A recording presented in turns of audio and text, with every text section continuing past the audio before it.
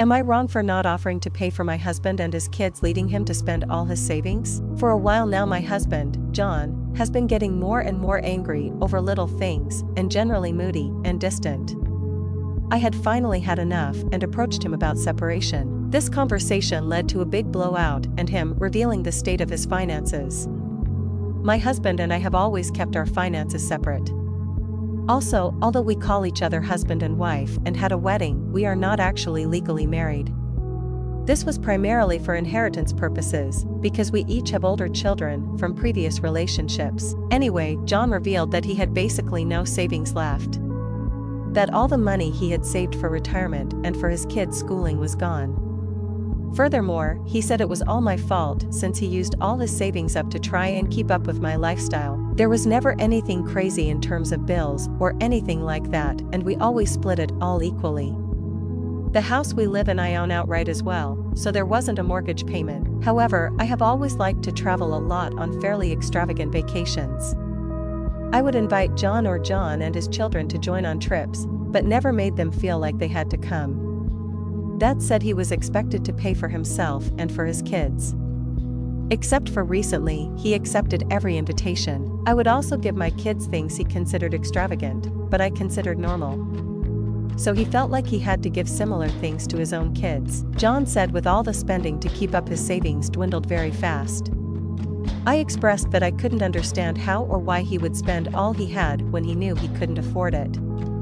He said it was like keeping up with the Joneses, only worse, because it was at home, so he couldn't block it out. John thinks since I knew his job, I should have had a basic understanding of his finances, and realizes this wasn't a lifestyle he could maintain. That the kind thing would have been to offer to pay for the trips and other things, instead of dangle them in front of his and his kids' faces. Looking back, I probably could have realized that this spending didn't make sense for his salary, but I wasn't thinking about it. I don't think it was my responsibility to keep his finances in mind here.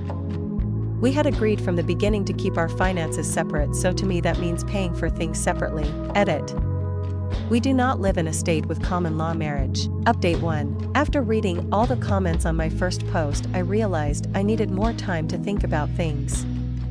I also thought with the situation how it would be best that we spend the holidays apart to avoid any controversy.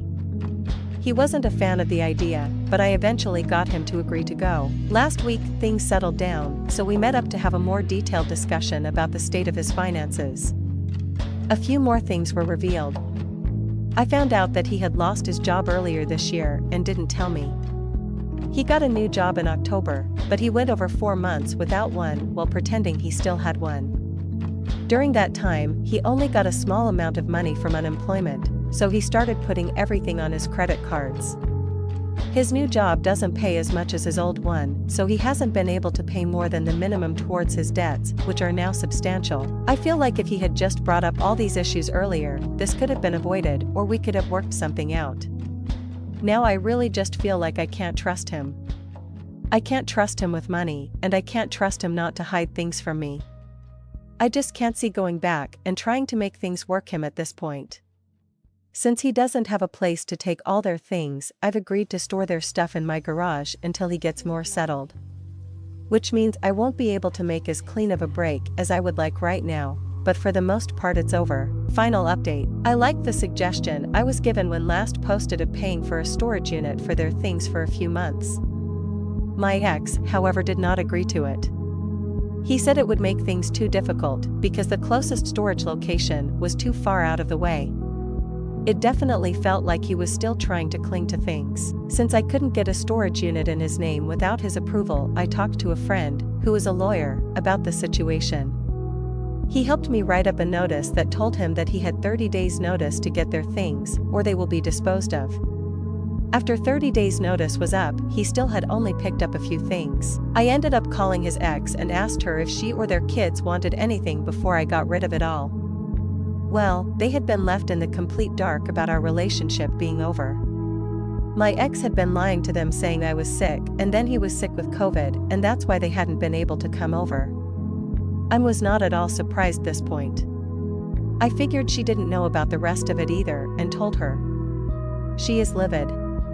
especially about the money for their kids' education, since it was part of their divorce agreement. Anyway, the kids all got what they wanted, and I had a charity come and pick up the rest. It feels a lot better now that there is a completely clean break. Yes, I have gotten the locks changed and blocked his number. Since there is no reason for me to have contact with him anymore, this is probably the last time I'll be posting. I think I'm their future. I will probably look for more transparency when it comes to financials in any serious future relationships. With how much he was lying, I can only imagine what else he may have been lying about. Had I known more, I don't think he would have been able to hide things. I am just so grateful and relieved that I was able to protect myself and my children.